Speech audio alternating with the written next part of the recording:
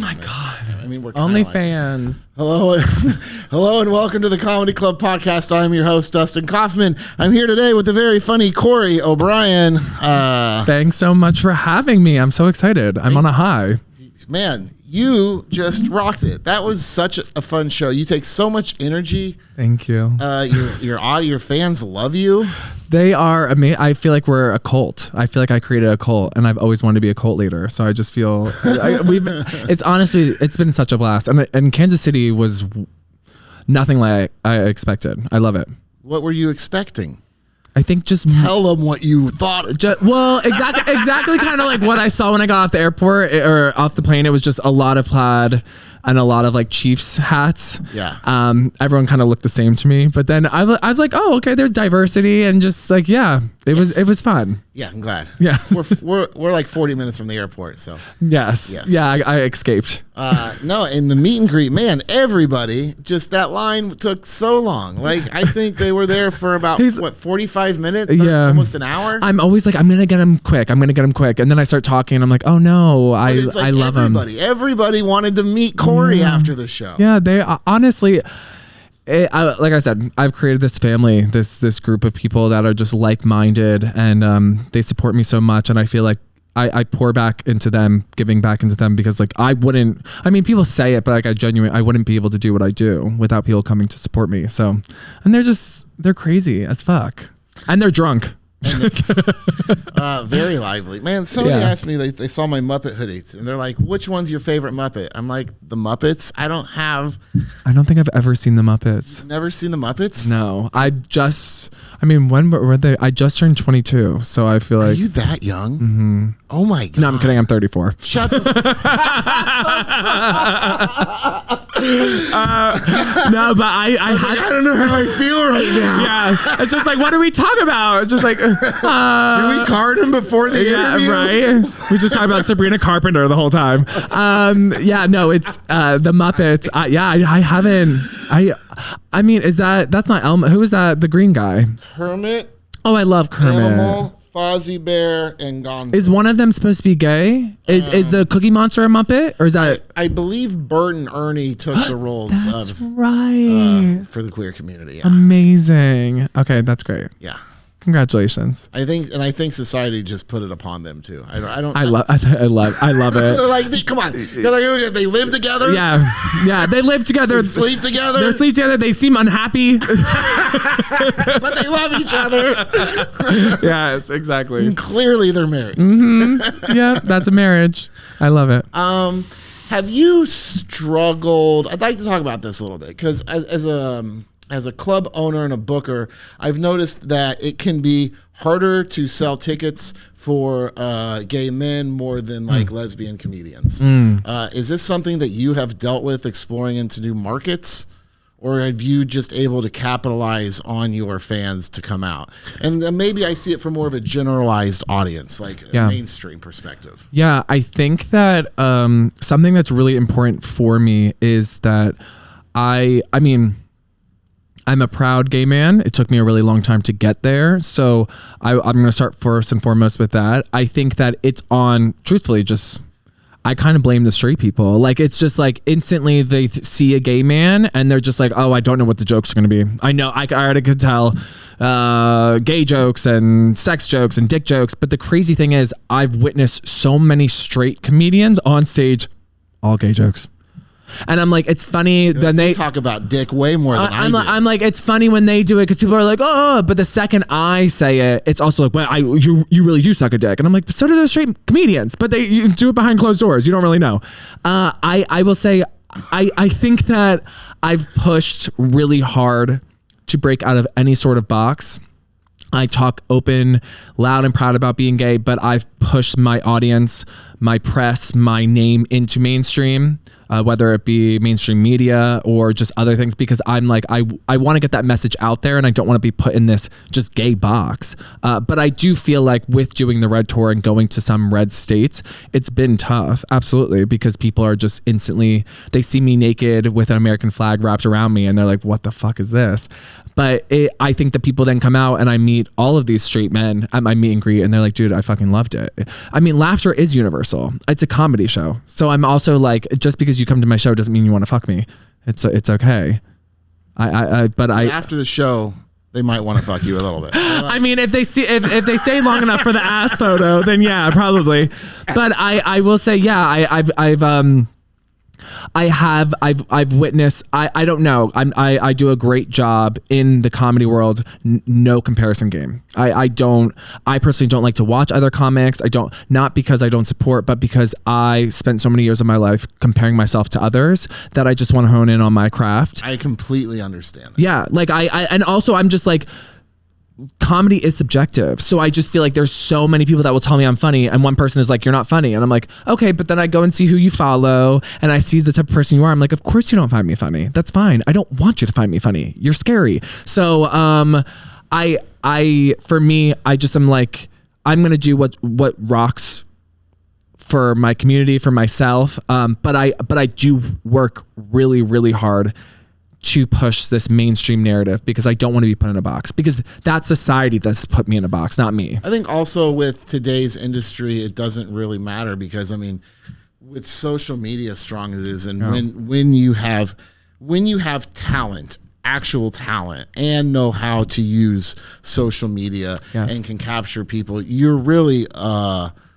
unstoppable. Yeah, I think that's that there's so much truth behind that, because it's the social media, the talent, and then also the willingness to put into the community that you've built and that are there supporting you. Because I have noticed a lot of venues or clubs instantly see a large following, they see my large following, and then it's like, okay, perfect. And I'm like, but where's the promotion on your end? Because those numbers don't always equate to ticket sales, and then those ticket sales don't equate to merch sales, and it's a long list, and it's a thing that we have to do together, because there's so many people. I love you, I support you, I love you, I support you. I'm like, come to my show. Radio silence. We push our comics for as much collaboration as we can. Jeremy is just wonderful. I will say everyone here has been amazing. Everyone here has taken care of me, and like just even watching the ticket sales move the way that they did, and watching the people in the room. It wasn't just people in the room; it was the right people in the room. Yeah. And that's something that's really important to me. I don't want to just fill up a room, because I want people there that want to laugh, want to have fun, and aren't taking me too serious. It's like I said, it's fucking comedy. I get up there and I talk about dicks and my asshole. Giant dicks. Giant dick. It's literally the love of my life. There's nothing I like. I'm also just like, I don't even know how to explain it. It's like, I don't even mean to talk about it, but like, I watch straight men light up. Like, they love talking about dicks. They do. They're just like why the meet and greet. I see them and they're just like, oh my God, they're just so happy. And I'm like, yeah, I don't know if you experienced something now, but I want to go back to something you said about not watching a lot of comedians right now. Like, there is definitely a process. How long have you been doing comedy? Can I ask? About 10-ish? I would say like a year and a half, 2 years. Seriously? Yeah. Corey, the first show I ever did. You're so natural. Thank you. The first show I ever did, I headlined to my own show, sold out crowd. I was like, I'm just going to do it. You have such a career ahead of you. Thank you. A year and a half in? Yeah. Bro. Thank you. That means the world to me. I think that every single thing I talk about on stage has once brought me so much pain. It's like literally things that I never thought. I mean, truthfully, when I talk about going to rehab, like this is all stuff that I've dismantled within. And I realized, wait, I can go on stage and use this as a healing. I'm not ashamed of it. Like therapy. And it feels it feels fucking amazing. I watch people laugh, mind you, when my parents come, sometimes I could see, they're like, that's not funny. I don't like that. But to me, it's been so fucking incredible. When your parents come to the show? No, I mean, I will call I surprise everyone with that ass photo. My Republican conservative father in the front row just sees my fucking bare ass and he's just like, I'm proud of you. He cries. He's like, I love you. My dad was so supportive. Everything I did in town, he was there. You know what? I will say even very honest. There's times where I have to take breaks from my dad because I'm just like, God, you're so fucking annoying. He will pop up on my tour stops in different states. Really? In different states. I actually just did a bit in Denver where I do, and there's my dad. I point out a random man in the audience. He stood up, took off his hat. It was actually my dad. I was like, for fuck's sake. Yeah, like he just pops up. Does he live in the same city or state as you? No. He lives in Arizona. He popped up with a proud dad rainbow shirt, and he was like, I want to let you know, like you can't get rid of me. And I'm like, fuck, dude. But no, they've been embrace that. They've been so supportive. Congratulations on having that. Thank you. I mean, he has things to work on, but I will like the love is.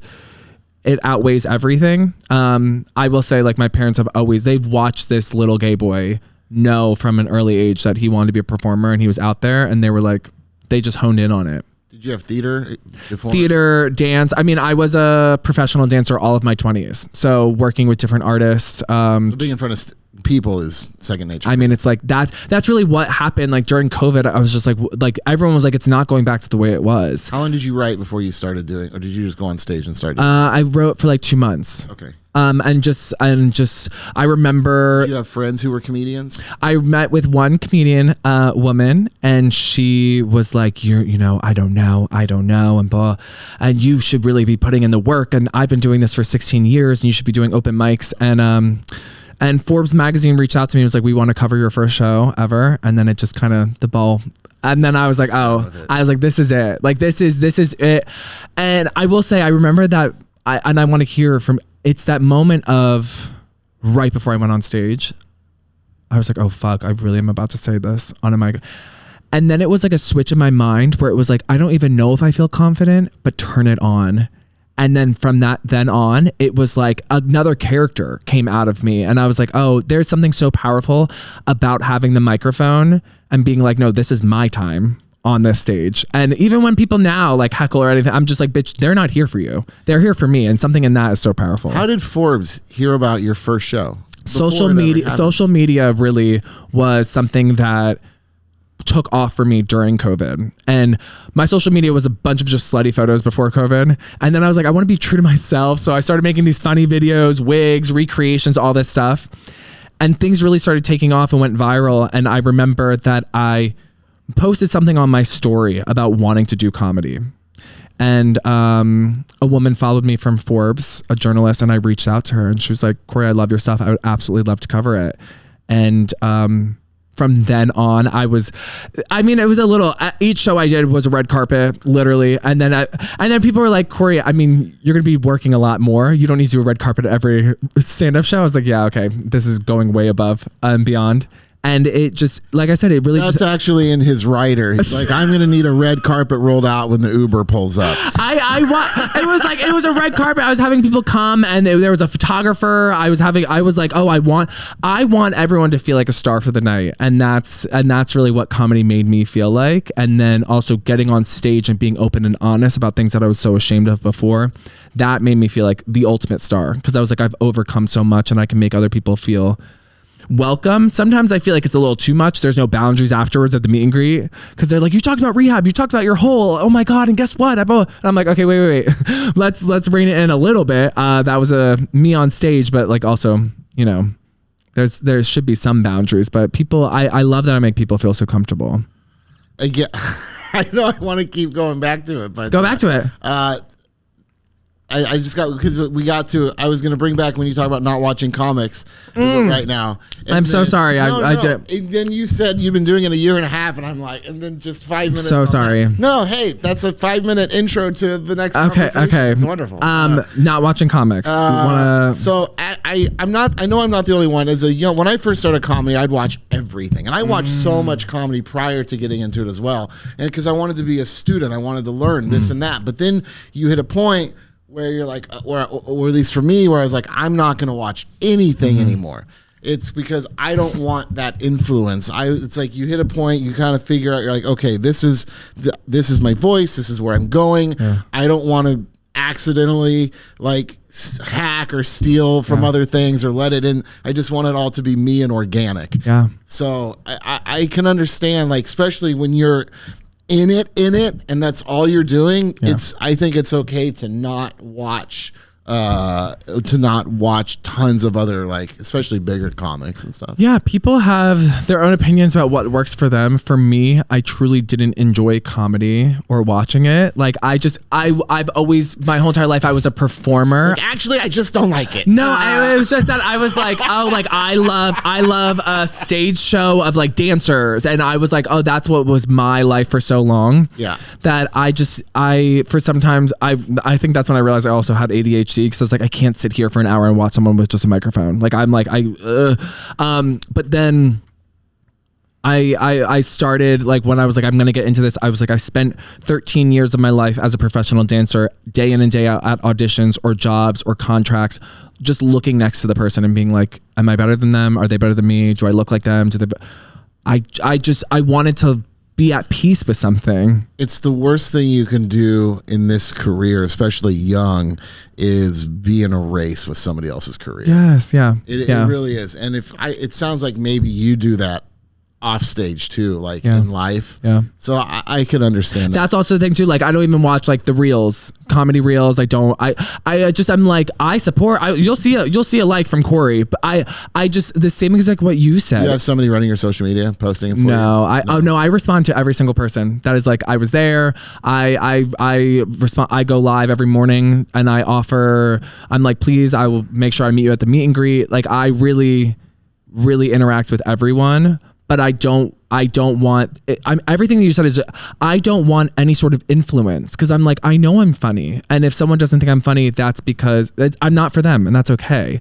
But like I never want to get to a place of like, damn, that was funny. Oh my God, wait, like, and catch myself like randomly kind of like taking someone's style or joke. No, because my ass would probably do that, honestly. Just even like unintentionally. Yeah, like no, I'm not gonna be like, but just like on stage once, just like randomly like throwing it in, and then everyone just laughing and being like, oh fuck, my luck, someone's gonna post it and then be like, fucker, that's my joke, and then so.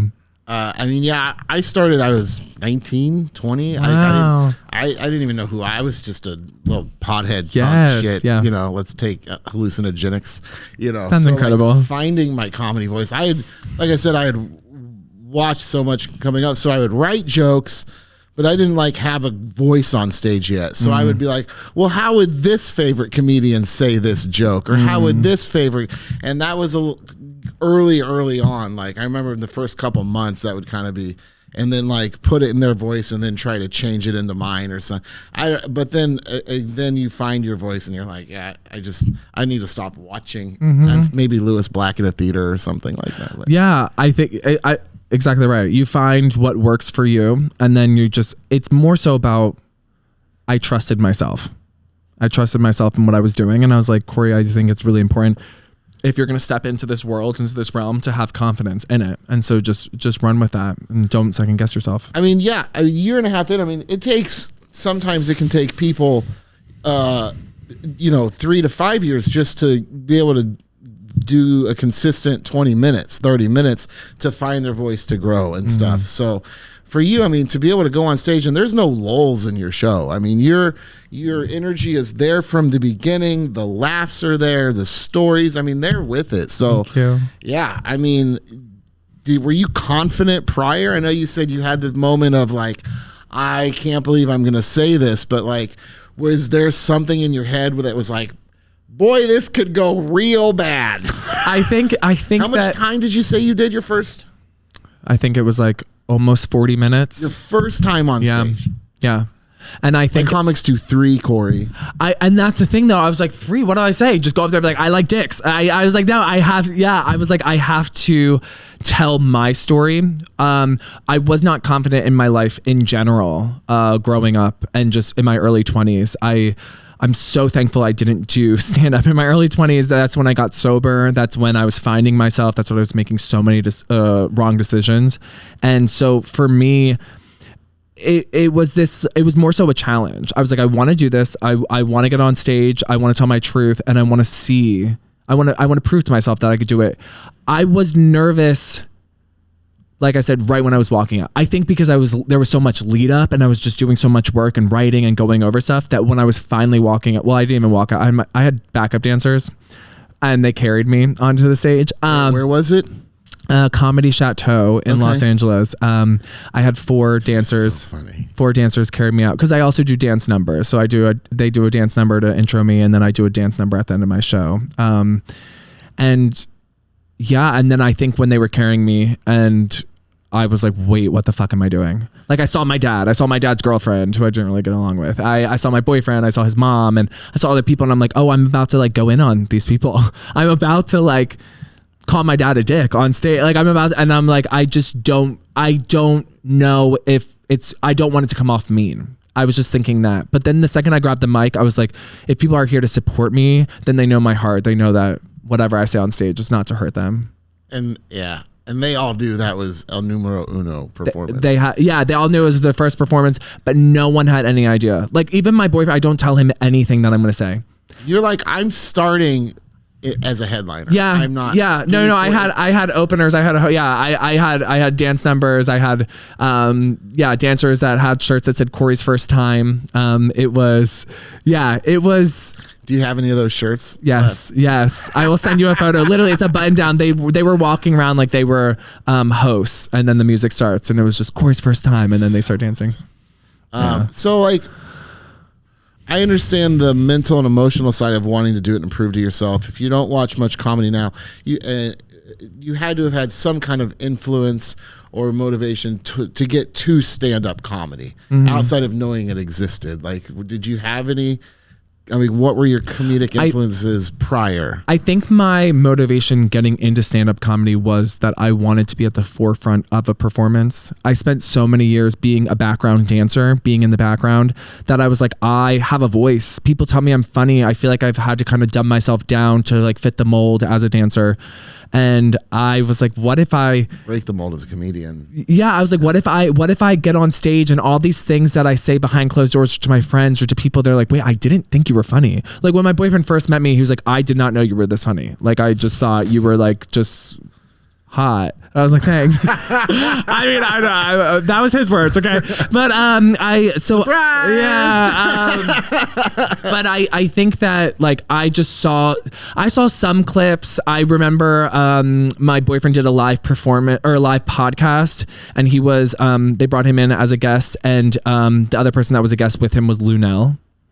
And I remember seeing her, and I was just like, oh, she's fucking hilarious. And for me, I was like, how can I fuse what I do as a dancer into comedy? And that's kind of what I was like, I want to be a storyteller. I love Britney Spears. So when I also have like, in some of my shows, I do have full on dance performances. So I was like, I want to be at the forefront of a performance. I want to be a clown, really. And I get that, to remove the team, to just be there, to be like, it's just me and this microphone. Yeah. No, I totally get that. I in my 20s definitely played music as well, and I would like do bands and this, and I can say that to anybody who's thinking about getting into comedy too. It's like it is night and day. Like if you're even as a dance team or a band, you travel together, somebody's booking with you, you guys write together, you come up, it's like you're working as a team constantly. But in comedy, it is just you.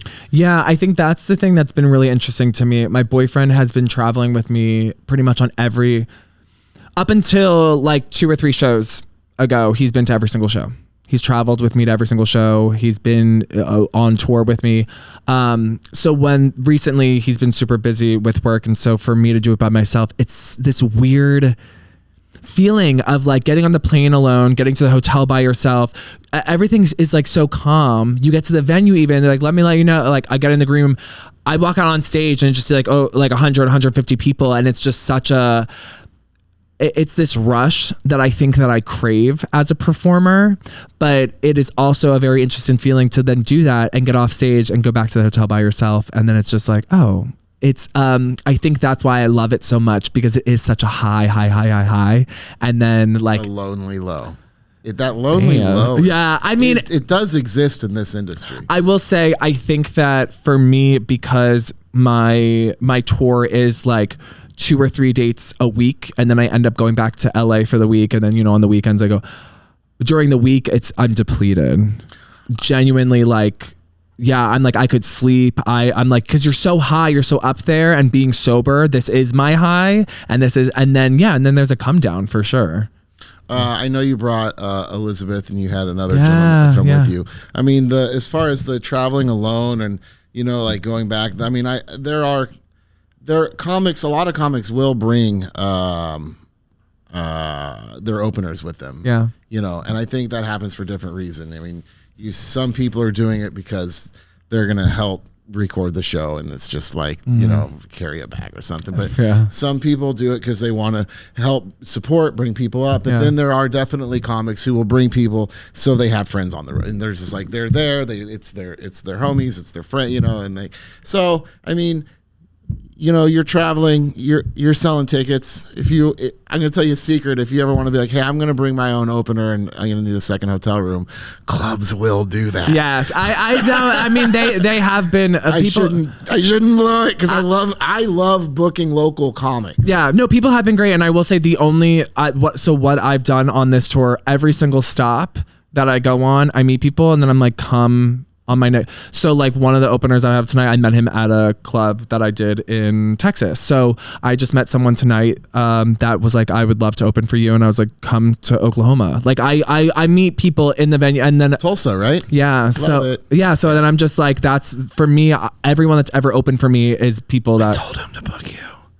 Oh, thank you. I was like, our sales are good. He's really funny. Check him my out. God, thank you so much. He's a friend. I like That's amazing. Because thank you for telling me that now. Because I also DM'd him. I was like, hey, this is a Yahoo email. Is this real? Like I did. I was like, funny is my personal is a Yahoo. My personal is an AOL. But I definitely use like the clubs for business. Yeah. And he was like, hey man, that is me. I'm like, okay, perfect. Send the contract.